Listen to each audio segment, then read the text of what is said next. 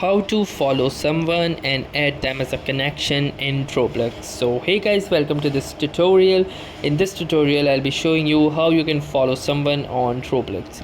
So in order to start, the first thing that you will need to do is simply launch your Roblox application by tapping onto the app icon, and once the application successfully launches you will see an interface like this.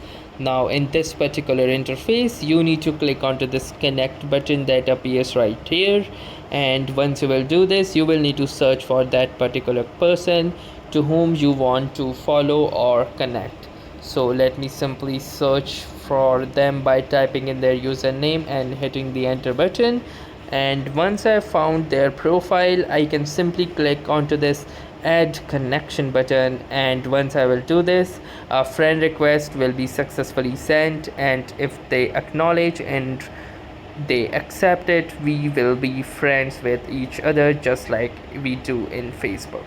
So that's how easily you can follow or connect with someone in Roblox. So that was all for this tutorial. Thanks for watching and have a nice day.